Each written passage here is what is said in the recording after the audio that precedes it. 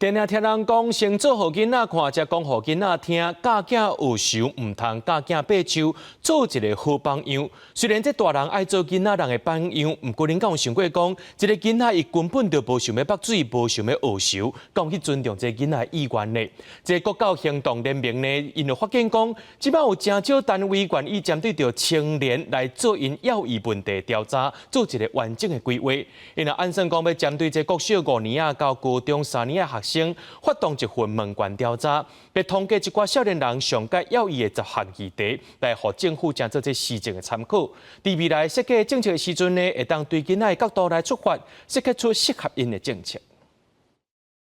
老师们以及主任们是没有去营造一个友善的环境，反而是让同学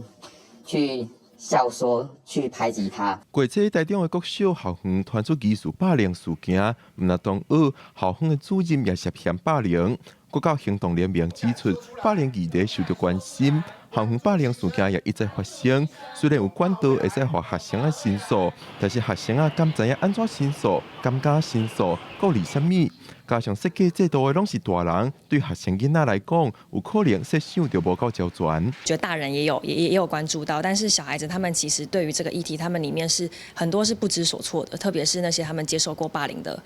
孩子，他们可能会表示说，他们曾经跟老师反映过，但老师的反应可能就是说，哎呀，同学在开玩笑，或者是说可能就请他们去做申诉。但是对于孩子们来讲，可比如国小、国中生，听到申诉这2个字是非常陌生的，他们根本不知道该如何去做。国教联盟认为，真侪甲囡仔、青少年有关系的政策，拢真罕得听到囡仔的心声，也较袂为囡仔的角度去思考，亲像讨论甲真热的大班林古玲政策。应该是送到教室，因为有的时候我们没有什么时间。差点喝到你。我们的整个政策面会有一个状况，就说，我们没有这方面的数据支持，我们怎么一直说孩子需要，孩子需要？我们希望政府去看到这个数据，去支持说他要做的政策。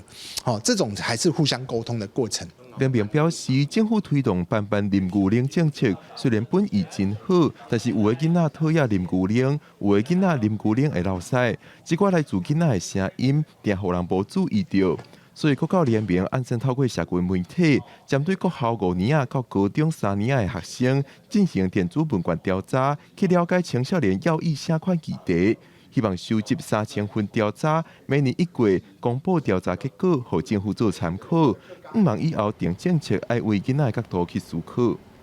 记者王庆忠台北报道。